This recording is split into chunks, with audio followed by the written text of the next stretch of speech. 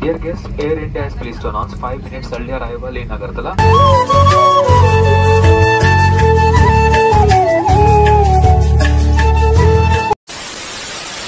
So what's up everyone guys, it's me welcome back to my channel Mr. Dev Vlogs. তো আজকে finally guys Kolkata থেকে আগরতলা বাড়ির মধ্যে যাইতাছি। কলকাতা যেই কারণে আইছিলাম ট্রিটমেন্টের লিগে সবার, তো ট্রিটমেন্টের কাজও শেষ আর কলকাতা থেকে মোটামুটি শপিংও করছি। তো আজকে যাইতেছি বাড়িতে, রুম থেকে বাইরে হয়ে গেছি গা। তো ওলা ক্যাবের লিগে ওয়েট করতেছি, দেখি কোন সময় আয়ে, তারপর এয়ারপোর্টে যাওয়ার সময় আবার তোমার লোক কথা হইতেছে। কলকাতা থেকে যেহেতু আজকে বিদায় নিতেছি, তো আমরা লজের সামনে একটা ছোট্ট তারা আমার মন্দিরও আছে, শিবশঙ্কর আছে, একটু প্রণাম করে লজের রিসেপশনের সামনে। এদিকে আমরা 3টা ব্যাগ রেখা দিলাম, এদিকে মৌসুমি আর মা বয়ে রয়েছে, আর আমিও ওয়েট করতেছি কোন সময় জানি ওলা ক্যাবটা আইব। ক্যাব বুক করছি, শো করতেছে যে 2 মিনিট লাগবো, কিন্তু এখন দাঁড়ায় রয়েছি প্রায় 10 মিনিটের উপর হয়ে আছে, এখনো ক্যাব আইছে না। ফাইনালি আমরা ক্যাবটা 15 মিনিট পর আয়া পড়লো, আর আমার পিছনে হইলো একটা ব্যাগ, হাতের মধ্যে আরেকটা ব্যাগ, আর মার কাছে আছে আরেকটা ব্যাগ। যেহেতু মৌসুমি এখন ভারী জিনিস তুলতে পারতো না, তো মৌসুমিরা কোনো ব্যাগেই দিছি না। তো পিছনের ডিক্কিটা খুললে সেটা আস্তে আস্তে আমরা সবটি লাগেজটি ভিতরে রাখুন। ফাইনালি গাইস ওখানে ক্যাবের মধ্যে বইলাম আর যাত্রা শুরু করছি আগরতলার উদ্দেশ্যে। তো 11টা দিন কলকাতা শহরের মধ্যে আসলাম, একটু মনটাও খারাপ লাগতেছে। আর এই মেট্রো স্টেশনের নাম হইলো সত্যজিৎ রায় মেট্রো স্টেশন। তো কোনো সমস্যা নাই, আগামী বছর আবার আমো। তো ফাইনালি ওখানে বাড়িতে যাইতেছি, মনটাও একটু খুশি খুশি লাগতেছে, এতদিন পর আগরতলার মধ্যে ফিরতাছি। আর সামনে আর একটা হইলো মেট্রো স্টেশন, এটার নাম হইলো জ্যোতিরিন্দ্র নন্দী মেট্রো স্টেশন। মৌসুমীরও মনটা খারাপ, তো মৌসুমীরা কইলাম মন যাতে খারাপ না করে, 1 বছর পর আবার মৌসুমীরা ঘুরাইতাম লইয়া। তোমরা এখন যে স্টেডিয়ামটা দেখতে পাচ্ছ এটা হলো সল্ট লেক স্টেডিয়াম, এটা একটা মেট্রো স্টেশন। আর আমি এই সল্ট লেক স্টেডিয়ামের ভিতরে আরো 2বার আয়া গেছিলাম, খুবই সুন্দর একটা স্টেডিয়াম। তো আমরা লজ থেকে এয়ারপোর্টের দূরত্ব হইলো 21 কিলোমিটার, তো প্রায় 1 ঘন্টার মতো সময় এনো লাইকা যাবো। কলকাতা হইলো একটা ব্যস্ততম শহর, প্রায় 9 কিলোমিটার যাত্রা শেষ করে এখন এয়ারপোর্টের মোটামুটি কাছে আয় পড়ছি। 13.5 কিলোমিটার এখনো বাকি আছে, তো যাইতে যাইতে আরো আধা ঘন্টার উপরে একটু সময় লাগবে।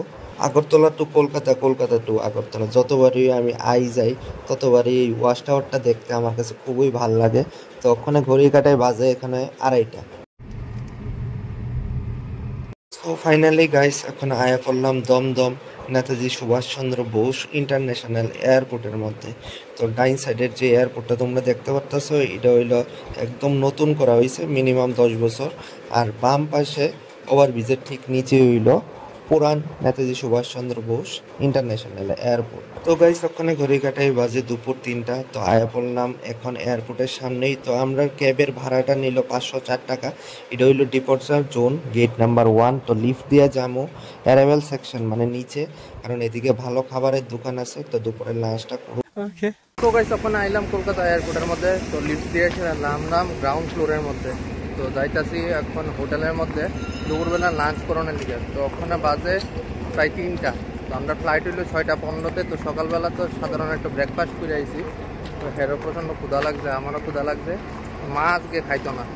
তো চলো ওখানে হোটেলের মধ্যে যাই, লাঞ্চটা করি। এটা হইলো old Netaji Subhash Chandra Bose international airport. এটা এখন অ্যাবান্ডন্ড হয়ে গেছে, যেহেতু সামনেই নতুন এয়ারপোর্টের থেকে সব ফ্লাইট ডিপার্চার আর অ্যারাইভাল হয়ে থাকে। তো অলরাইট গাইস ওখানে লাঞ্চটা করে ছাড়লাম, এখন এয়ারপোর্টের মধ্যে ভিতরে ঢুকুন। এয়ারপোর্টের ফার্স্ট টাইম আজকে প্লেনের মধ্যে চলবা, কেমন লাগবো? অ্যাকচুয়ালি গাইস হ্যাঁ আগে কোনো সময় প্লেনের ভিতরে চড়ছে না, তো আজকেই হেয়ার লাইফে ফার্স্ট টাইম। মানে জানি না হেয়ার এক্সপিরিয়েন্সটা কেমন হইব। আমার লাইফে আমি যখন ফার্স্ট এক্সপিরিয়েন্স আসলো প্লেন চড়ানোর ভিতরে, মানে মোটামুটি আসলো, এত ডরাইছি না। হেয়ার অবস্থা জানি কেমন হয়, কারণ হ্যাঁ সাধারণ লিফটই চলতে পারে না, প্লেন কেমনে চলতো। ফাইনালি ওখানে এয়ারপোর্টের মধ্যে চেক ইন করলাম। তো আজকে চেক ইন করানোর সিস্টেমটা একদমই অন্যরকম লাগছে, কারণ গত বছর যে সময় আমি এয়ারপোর্ট থেকে চেক ইন করছিলাম এই সিস্টেমটা আসলো না। বাইরে থেকেই আমরা টিকিট চেকিং হয়ে গেছে একটা বারকোডের মাধ্যমে। তো বারকোডটা ভিতরে নিয়ে জমা দেওয়ানোর পরই আমরা এন্ট্রি করতে দিছে। আর এখনও আমরা বোর্ডিং পাসটা নিছি না, তো বোর্ডিং পাসটা এখন আমরা নেবো। দুপুরবেলা লাঞ্চটা কমপ্লিট করার পর এত তাড়াহুড়া করে আমরা চেক ইন করলাম এয়ারপোর্টের মধ্যে, যে লাগেজ ক্যারি করে না ট্রলি টুই নিতে ভুলে আসি। তো মার প্রচণ্ড হাত ব্যথা করতেছে, মা কইতেছে একটা ট্রলি নেওয়ানোর লিগা।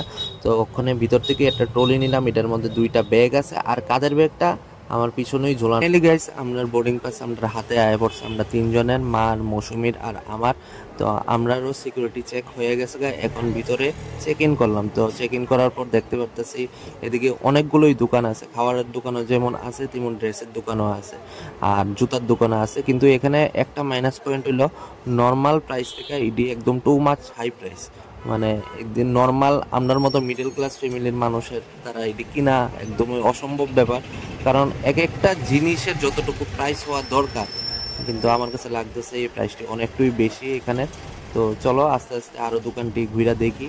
তো মৌসুমিও কইতেছে যেহেতু হ্যাঁ প্রথমবার কলকাতা এয়ারপোর্টের মধ্যে আইসে, এর কাছে জিনিসটি দেখতে খুবই ভালো লাগতেছে। আর আমিও ভাবলাম যেহেতু আরও সময়ও আছে, আমরা ফ্লাইটের টাইম হলো 6:20, তো আমিও কইলাম চলো একটু ঘুরে টুইরা দেখালই।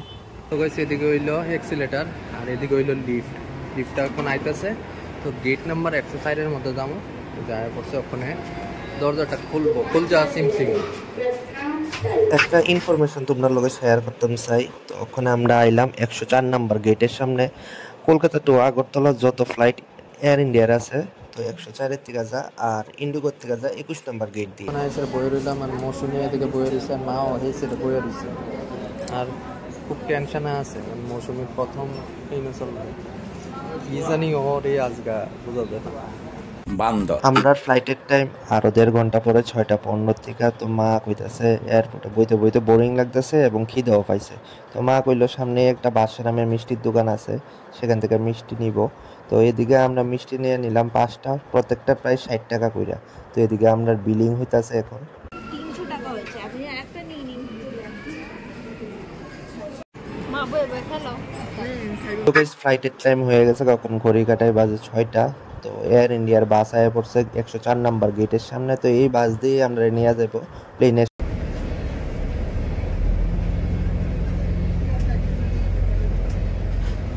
বাস থেকে নামার পর দেখা যাইতেছে এদিকে আমরা এয়ার ইন্ডিয়ার প্লেনটা দাঁড়ায় রয়েছে, আর এদিকে রানওয়ের মধ্যে আরো অন্যান্য প্লেনও আছে। প্লেনের একেবারে সামনের দিকেই আমরা সিটটি পড়ছে, আমরা সিট নাম্বারটি হলো 3DEF। আমরা তিনজন একসাথেই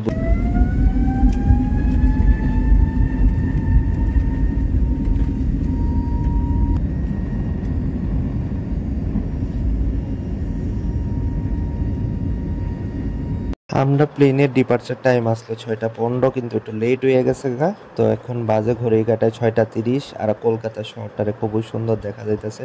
মৌসুমি এদিকে চোখ বন্ধ করে রাখছে কারণ মৌসুমির ভয় পাইতেছে। আর 15 মিনিট পরেই দেয়া গেল ইভিনিং স্ন্যাক্স। তো দেখা যাক কি কি আছে এটার মধ্যে। ইভিনিং স্ন্যাক্সের মধ্যে দেয়া গেল এয়ার ইন্ডিয়া থেকে এদিকে ভেজ একটা স্যান্ডউইচ, এদিকে আছে রিয়েল ফ্রুট জুস আর একটা 200 ml জলের বোতল। চলো এখন স্ন্যাক্সটা এনজয় করি। ঘড়ির কাটায় বাজে এখন 7:10। তো আমরা প্লেন আয়া পড়ছে ত্রিপুরার মধ্যে। আর যে রেড সার্কেলটা তোমরা দেখতে পারতেছ এটা হইলো আগরতলা ওভার ব্রিজ, যেটা বটতলার মধ্যে আছে। তার কিছুক্ষণের মধ্যেই আগরতলা এয়ারপোর্টে পৌঁছে যাবো।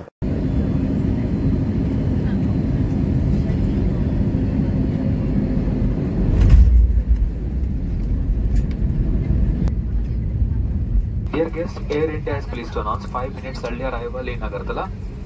Welcome to Maharaja Veer Bikram Airport, where the outside temperature is 28 degrees Celsius. So finally guys 11 দিন পর আবার নিজ রাজ্যের নিজ শহরের মধ্যে আয়া পড়লাম আগরতলা। তো এদিকে এয়ারপোর্টের ভিতরটা খুবই সুন্দর, অবশ্যই এটা নতুন হয়েছে প্রায় 2 আইলাম এখন বেল্ট নাম্বার 3 এর সামনে। তো এই দিক থেকে লাগেজটি নিতে হইব, সবচেয়ে আগে একটা ট্রলি নিয়ে নেই, তারপর লাগেজটি নেব।